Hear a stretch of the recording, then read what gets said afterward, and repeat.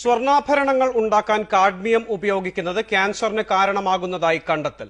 ആഭരണ നിർമ്മാണ തൊഴിലാളികളുടെ സംഘടനയായ വിശ്വബ്രാഹ്മണ സൊസൈറ്റി നടത്തിയ പ്രാഥമിക കണക്കെടുപ്പിൽ മാത്രം കഴിഞ്ഞ 3 വർഷത്തിനിടെ 47 പേരാണ് ക്യാൻസർ ബാധിച്ച് മരിച്ചത്. രോഗബാധിതരുടെ എണ്ണവും ഞെട്ടിക്കുന്നതാണ്. കായംകുളം സ്വദേശി കുട്ടപ്പനാചാരിക്ക് ക്യാൻസറാണ്.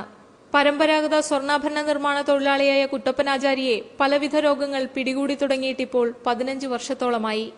ഇപ്പോൾ കോട്ടയം മെഡിക്കൽ കോളേജിൽ ചികിത്സയിൽ കഴിയുന്നു. പനിയുടെ ഇടയ്ക്ക് ഇങ്ങനെ പറയുമായിരുന്നു.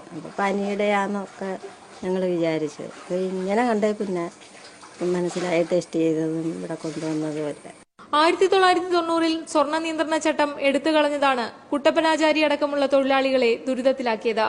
സ്വർണ്ണാഭരണ നിർമ്മാണ രംഗത്ത് കുത്തക വ്യാപാരികൾ കടന്നുകയറിയപ്പോൾ വെള്ളിയും ചെമ്പും ചേർത്ത് സ്വർണം വിളക്കുന്ന പരമ്പരാഗത രീതി പരിശുദ്ധിയുടെ പേര് പറഞ്ഞ് ഒഴിവാക്കി.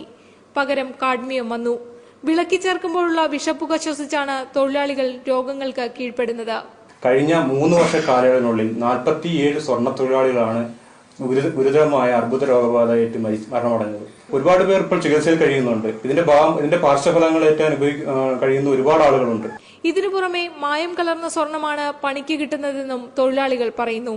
24 കാരറ്റ് സ്വർണം 22 കാരറ്റ് ആക്കാൻ ചേർക്കുന്നത് ഇറിഡിയവും റുഥേനിയവുമാണ്. പണ്ട് സ്വർണം നമ്മൾക്ക് ഒരു കുട്ടി ഉണ്ടായി കഴിഞ്ഞാൽ വയമ്പിൽ സ്വർണം അരച്ചു കൊടുക്കുന്ന ഒരു സമ്പ്രദായം കേരളത്തിലുണ്ടായിരുന്നു. ഇന്ന് ആ സ്വർണത്തിന്റെ ആഭരണം ഉപയോഗിച്ച് ഒരു കുട്ടി ഒരു മാല കടിച്ചിട്ടുണ്ടെങ്കിൽ അതിന് ക്യാൻസർ ഉണ്ടാകുന്നുള്ള സംവിധാനത്തിലേക്ക് ഇത്രയും വിലപിടിപ്പുള്ള ലോഹത്തെ അതിപ്പിച്ചു. അനധികൃത സ്വർണ്ണാഭരണശാലകളിൽ നിന്നെത്തുന്ന മായം കലർന്ന സ്വർണം വ്യാപകമായി വിറ്റഴിക്കുന്നത് ആഭരണം ഉണ്ടാക്കുന്നവരിലും അണിയുന്നവരിലും ഉണ്ടാക്കുന്ന പ്രത്യാഘാതങ്ങൾ ഇനിയും കണ്ടെത്താനിരിക്കുന്നതേയുള്ളൂ. ക്യാൻസർ ഉണ്ടാകുമെന്ന കാരണത്താൽ കാഡ്മിയത്തിന്റെ ഉപയോഗം ലോകാരോഗ്യ സംഘടന വിലക്കിയിട്ടുണ്ട്.